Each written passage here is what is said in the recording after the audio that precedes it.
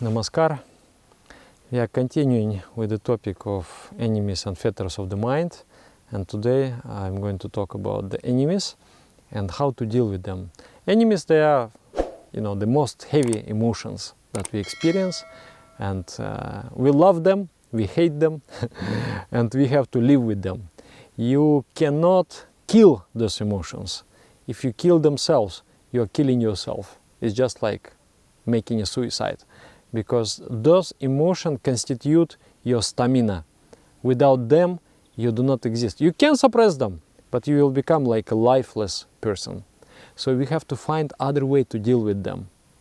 What are those enemies of the mind, and why are they enemies of the mind? They are enemies of the mind because your goal is to achieve infinite happiness. And the goal of the enemies of the mind to keep you engaged with limited and temporal objects. You aspire. If you look deep within your soul, you aspire for infinite and eternal happiness. And the enemies of the mind keep you engaged with something temporal and limited. Ask yourself, how much happiness do you want? This much? This much? This much? How much? How much? And if you think, okay, maybe this much, satisfied? For 3 seconds. Then you will think that, a little bit more, little bit more. If you follow that line of thought, you will arrive that actually you aspire for infinity. And only infinite will satisfy you, and eternal. Okay, you get infinity, but just for 5 minutes. Okay, happy? No. You want infinity for eternity. That is your goal. That is our natural goal. It is not something the goal of philosophy. It is our psychology. If you study yourself, if you're honest with yourself, you will come to that conclusion. And you can achieve it, because we spoke in the previous class about enlightenment. Yes, there is an absolute state. There is. In the grain of sand, there is entire universe. In your soul, there is entire universe. Everything is there. But you have to look inward, inside. But the enemies keeps you engaged with the external things and with the limited things. That's why they're enemies. There are 6 of them. Kama, krodha, lobha, moha, mada, matsarya.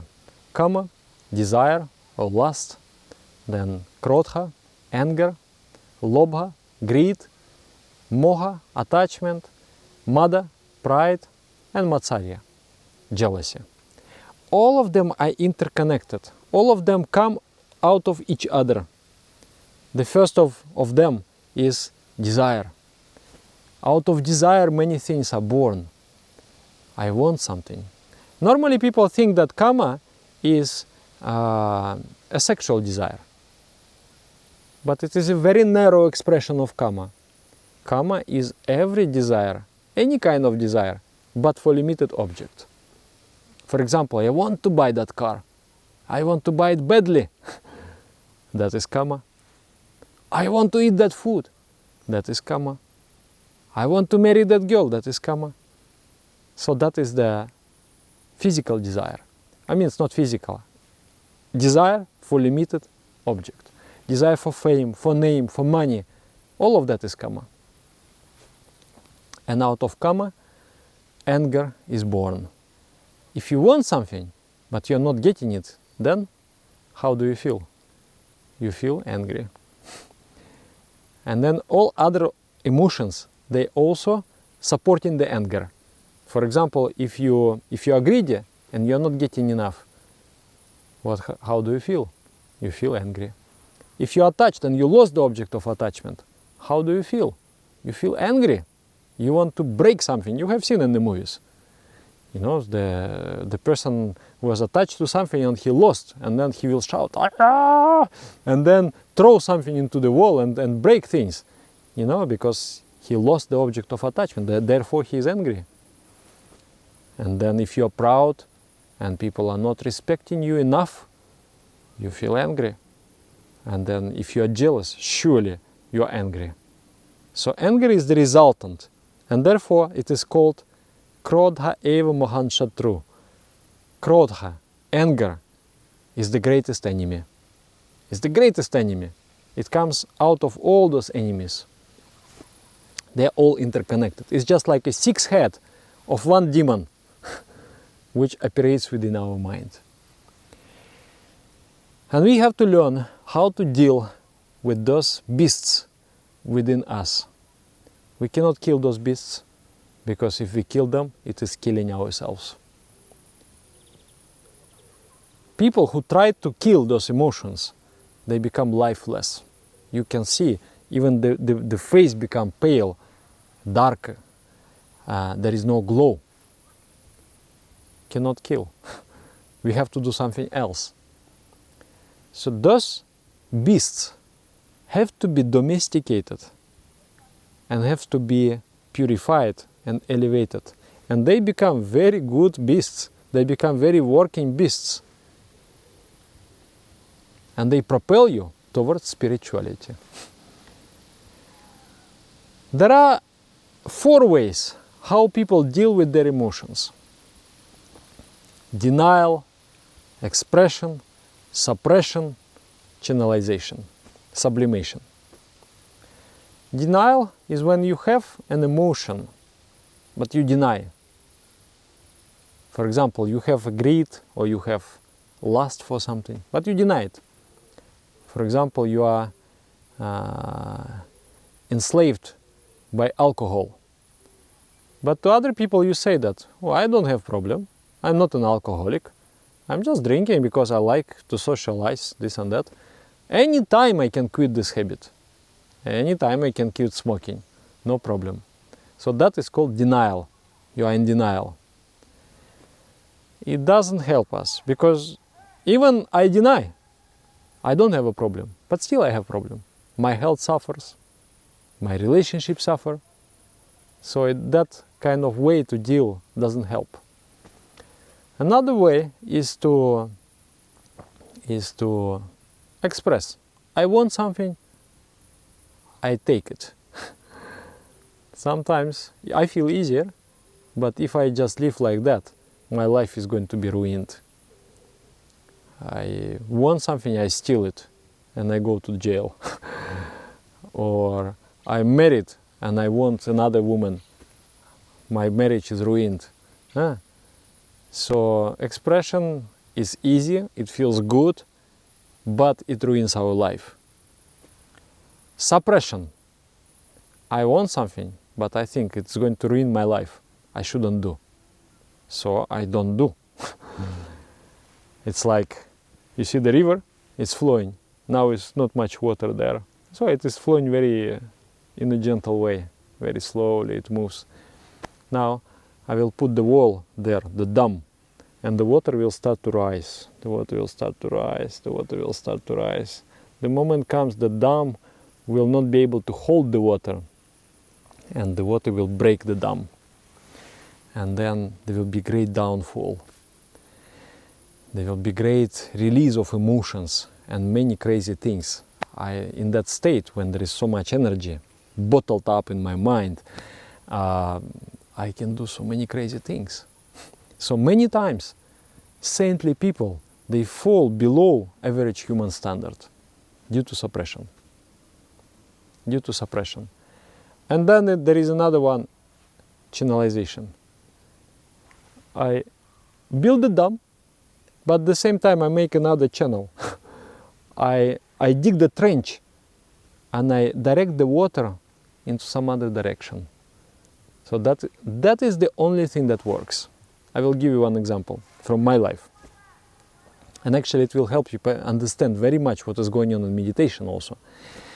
My meditation teacher, he said, okay, now we are several brothers, we need to somehow maintain our community, so let us start some business. So he brought one machine to make a peanut butter. And then we purchased the peanuts, started to roast them and experiment with the recipes, and we came up with a beautiful recipe of peanut butter. till now I didn't taste anything better. any other better peanut butter. So I started to become very much interested in the peanut butter. I used to eat it with a cookie. I would eat. And then in the beginning it was just one cookie with this big thick layer of peanut butter. And then after some time it became 2, and then 3, and 5, and 7. And then my teacher, he started to become worried. He said, hey, you're eating too much. You're eating too much of that peanut butter. It's going to affect your health. It's going to affect your meditation also. Then I was in denial. I told, Dada, you are old man, okay? You cannot digest, so don't judge by yourself. You are like this, it doesn't mean I am like this. He said, well, I care for you, so you better listen. I said, no, Dada, don't worry, everything is okay. I have no problem. It's just a nice thing. I have to eat something. So I like, why can I not eat it? Then I really started to have problem, constipation. So one time I was sitting there in the toilet and praying to Almighty, please help me this one time. I'm not going to eat this peanut butter again. And I decided I will not eat this peanut butter. It was an impulsive decision. I am not going to eat it. I'm fed up with this. And I told all my brothers, I told that, look, this peanut butter is unhealthy. I will not eat. You should also not eat. And they say, well, you decide for yourself. You don't decide for us. So I start to control, not eating. And when I see them eating, I get a little bit angry. And I pinch them with some bad words. Oh, you don't have control. You eating this is nonsense. You know, like sometimes people, they become vegetarian and they call others people, you corpse eaters, you meat eaters. So it signifies that there is a suppression. There is a suppression, and therefore some anger is there. You are not okay. You are not at ease with other people. You feel that those people are wrong. And two things are there: anger, and also I had this pride. Pride. I was proud, you know. I'm much better than you, you know. I can control, and you are just like a pig. You are eating this, you know, peanut butter. You no control whatsoever. So I was feeling that. So, and I remember it was building up, really building up. And the mind is very tricky. I thought, okay, now I have overcome this thing, and nobody was in the house. And then I came to the fridge, I saw this peanut butter. I thought, let me just try one spoon. So I took big jar like that. I ate entire jar. And I was like, hating myself. It's like, you worthless person, no willpower. You know, feeling very, very bad. And also I feel shame that, you know, what my brothers will think about me. So I thought, okay, this suppression doesn't work. Okay, then let me express. I will eat as much as I want. One day I'm going to get fed up with this. I will become nauseous. I will not want to eat. And then, really, I'm eating so much. I feel aversion for 2 days. And after 2 days, I want to again. And I become dependent on it. And then the final way, channelization.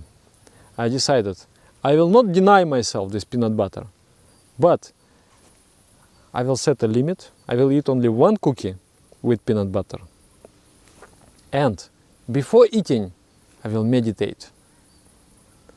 And that is exactly channelization. Like, I build a dam. It's just one cookie. I want to eat 10. I build a dam, yes. I hold that energy, hold that desire. But at the same time, I make a trench and I put water there. So the trench is that I go into the meditative state and I enjoy meditation. So I get happy in a different way. and then I am not dependent from the peanut butter to get my happiness. And this is the only way which works. In the brain, there are neural pathways. The neurons, they interconnect and they create a pathway through which the electrical energy passes. And the more often you repeat something, the stronger pathway is created, and harder it becomes to break that habit. For example, if the person has smoked for 30 years, there is just a big highway in his brain, and it is so easy for him to get happiness in this way. It means so easy to get pleasure in that way. So naturally, energy of the mind flows there. So he becomes addicted. He becomes completely enslaved by that habit. And if you discover positive emotions, noble emotions, and you bring the water there, water is the psychic energy, you bring the water there, you, instead of enjoying the physical world, you enjoy the intellectual world, you enjoy the spiritual world, you get happiness there, you don't have to get happiness here. So you build another spiritual pathway, neural pathway. You build other pathways. You create new habits. You create new ways to receive pleasure. And you become less dependent of the primitive ways. So this is the way. This is the way. And sometimes in meditation many times people ask me this question, Dada, I feel angry after meditation. Then I say, you must, it means you have a wrong idea of meditation. You are suppressing yourself in meditation, and you are not finding a new way to receive happiness. The mind receives, little by little, small happinesses in the form of dopamine hormone and this kind of serotonin, dopamine, all this chemistry. We hear something, or for example, today is very addictive, the social networks. You read some news, you receive a letter. So you are checking your WhatsApp every time. You are checking your Telegram, you are checking your Viber all the time. You are checking your social networks because you are receiving a small little bits of happiness, bits of hormone. Is a kind of hormonal addiction. So that's why in meditation, when you sit and you close the doors and windows of the mind, and you're not receiving anything of that, you behave just like a drug addict behaves to get through the night, you know. He needs a dose. Immediately he wants to have a dose. If you deny the dose, then he will be very angry. So that's why in meditation, when we sit and we just suppress, some people think that meditation is not thinking. It's the state of not thinking. This is a very dangerous notion about meditation. If you just suppress your mind, you're going to have problems. You're going to have problems. So instead of suppressing the mind, we should find a positive emotion. For example, I sit in meditation, I repeat mantra, and I need to find a way to enjoy it. So I have to bring the mind into this disposition that, oh, I sit in calm. I don't owe anything to anybody. For the next 10 minutes, I'm free of my obligations. So I can just enjoy this calm. And I repeat mantra with love. And I really feel that I love everything. And everything loves me. And that is like a tasty candy in my mouth. I repeat mantra with that beautiful feeling of love. So I receive happiness in meditation. So in this way, you are digging the trench through which water will start to flow. And naturally, when the water goes along the trench of love, then in the river of greed, there will be less water. In the river of lust, there will be less water. Because so much water goes in the river of meditation, in the river of enlightenment, in the river of kindness, in the river of love, in the river of service. So many trenches you have dug.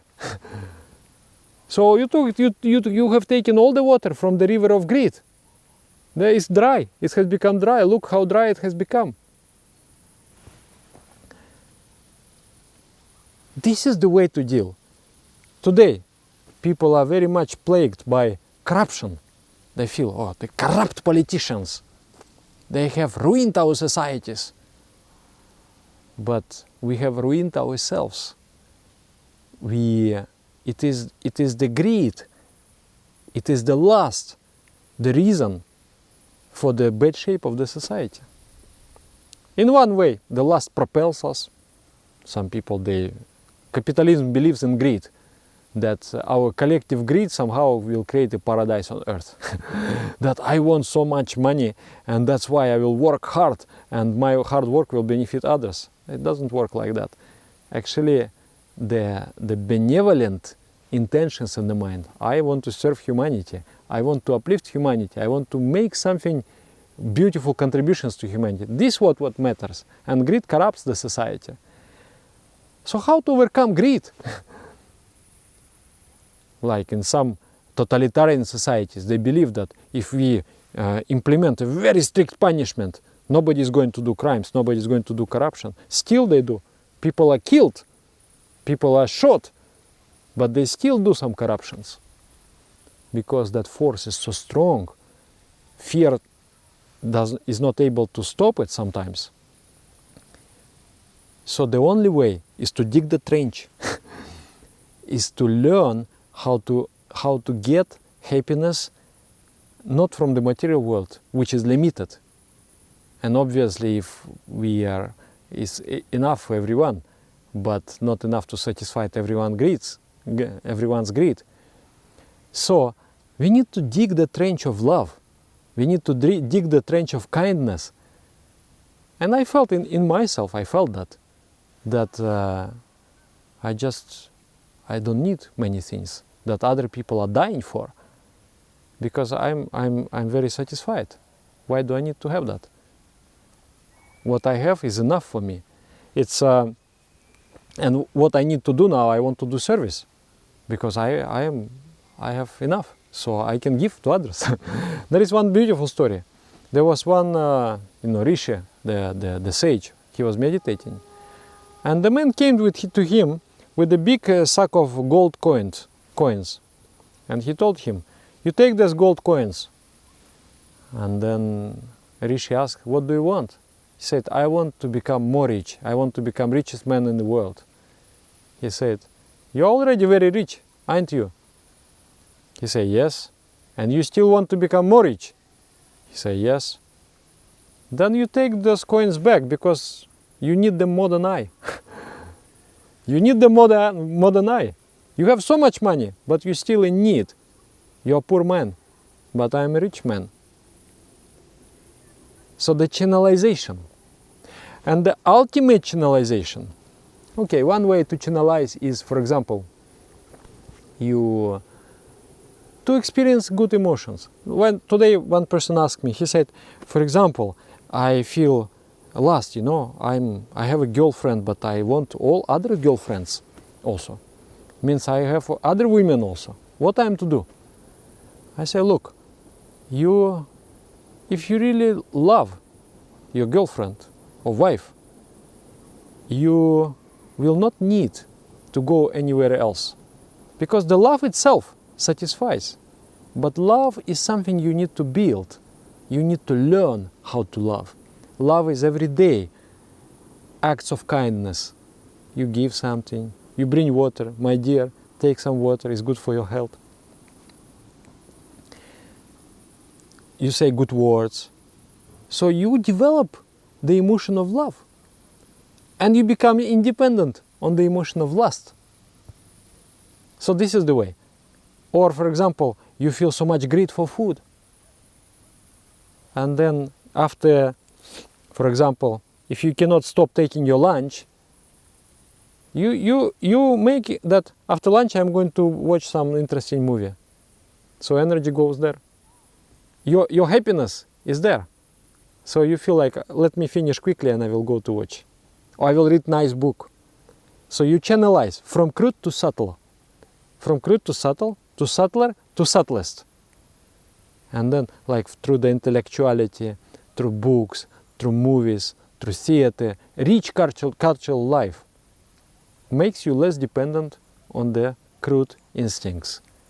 And then rich aesthetic life. And then rich spiritual life. And then finally you just don't have that. But the ultimate, now about spiritual life, the ultimate way to channel our emotions, there is something in our body which is called Kundalini shakti. Kundalini shakti. That is a dangerous force. So the body has to be prepared, the mind has to be prepared. You prepare the mind through yoga and meditation. And then the moment comes when you are ready to rise that force, elevate that force within yourself. I will record another big video about this. It's the arousal of the Kundalini Shakti happens by the implementation of mantra. You repeat the mantra and you have the thirst in your mind. I want to merge myself with the Supreme Entity. In that case, Kundalini starts to rise. And when it rises, you experience divine ecstasy.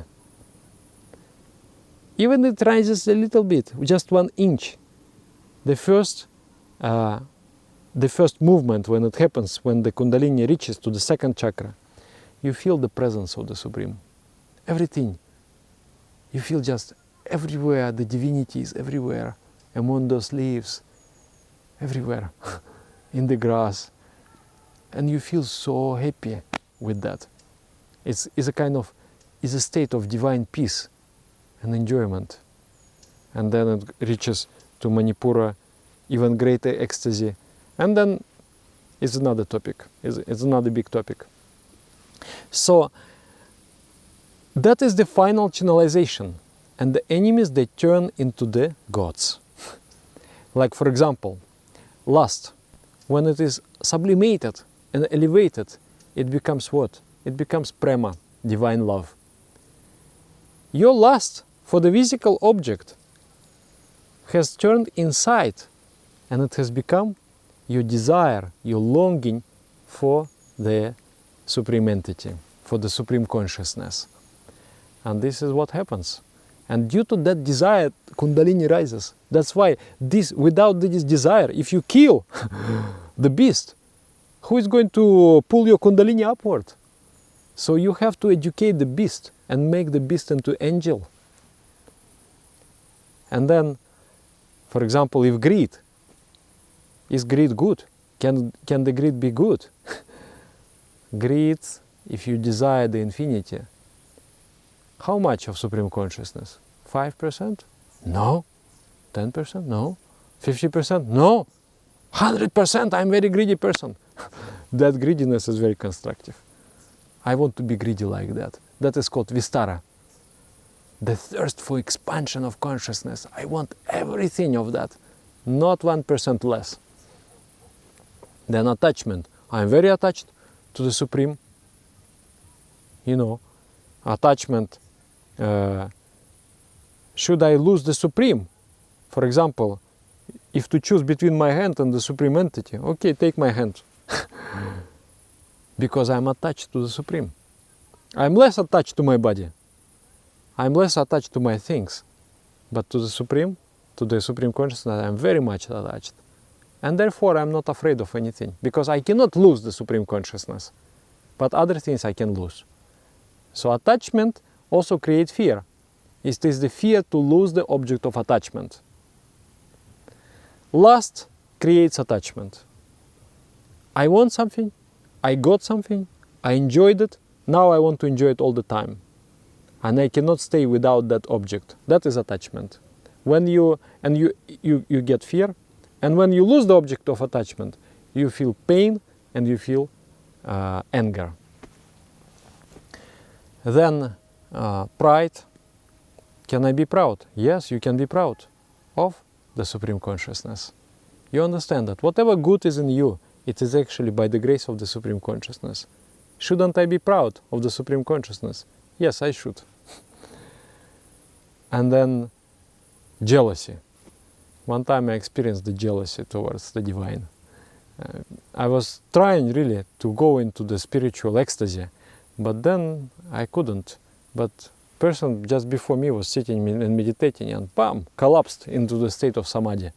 And I felt like, what is this? Why you come to this person and not to me? God, don't you love me at all? I was very angry, actually I was very furious with God.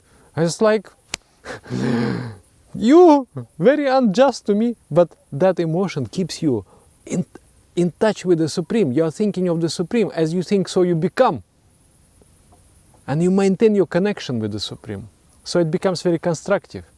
In the scriptures, Radha and Krishna. So Radha was very jealous about Krishna. Don't look any other place. You belong to me and to me only.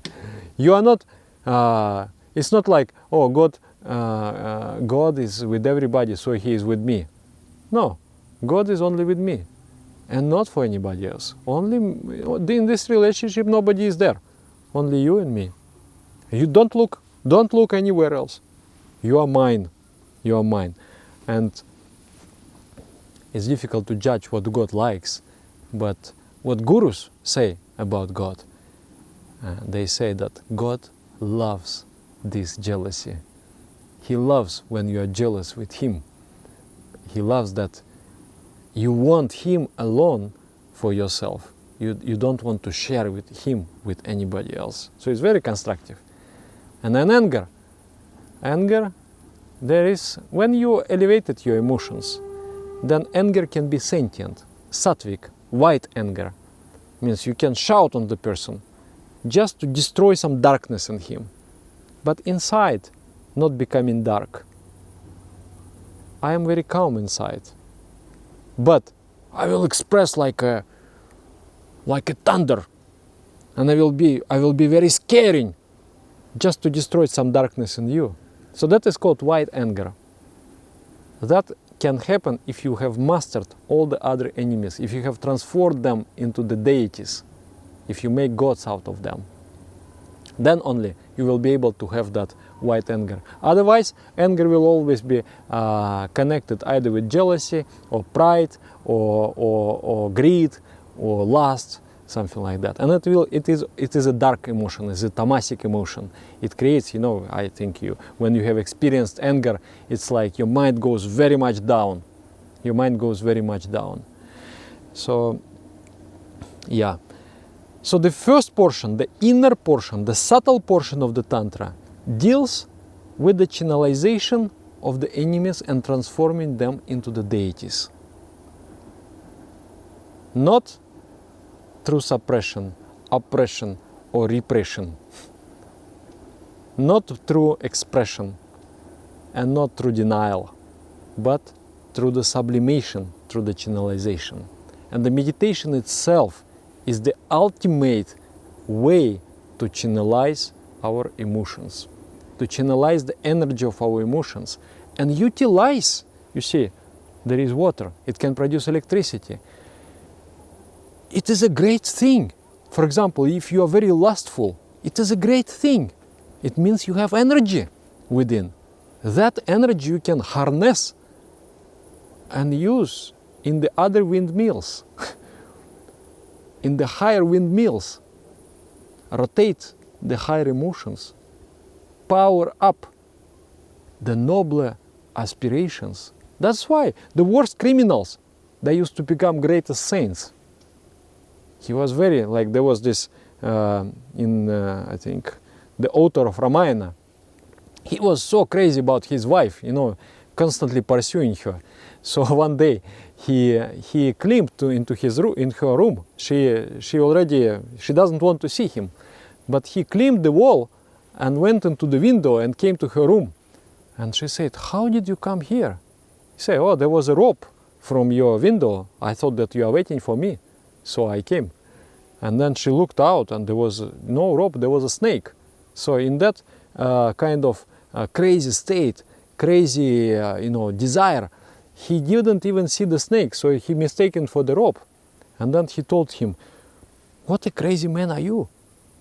If you would desire with the same intensity, not me, but God, you would already attain enlightenment. So he was struck by that, and then he went and he meditated, and then he became, you know, enlightened, and he became author of Ramayana, the great epic that inspired so many people. So it is a great thing to have this, you know, heavy emotion, difficult emotions. It means that we have fuel, we have energy. It's a raw material. Yes, it is raw. Yes, it is dark. But out of that raw material, you will create the vehicle of enlightenment, vehicle of liberation. So don't suppress, channelize. In meditation, base your meditation on love. That's why you need to do kirtan before meditation. Kirtan is channelization. You move, but already you start to enjoy the spiritual idea, and then you want to stop, not to move, and completely understand the spiritual idea in meditation. Feel love in meditation, and then you will feel that slowly all your needs, they becoming less and less. You don't feel dependent on anything. You just feel you live happily. You are enjoying the sublime, subtle and sweetest happiness which is only there, which there is. So I hope I could explain this topic. If you have any clarifications, please write in the comments and I will try to answer. And also share the videos. If you like the videos, please share. I really dream to create the community of spiritual people, that we all support each other and we understand the secrets of life and we become good people. So the more you share, the more actually one video can change the life of the person. It can completely, because so many answers just in this video, for sure, so many answers are there. And for some people, it's like a great revelation. So you can contribute towards the development of the meditation steps by simple actions. Just post it in your Facebook, post it in your social networks, or share. Yeah. Thank you very much. Namaskar.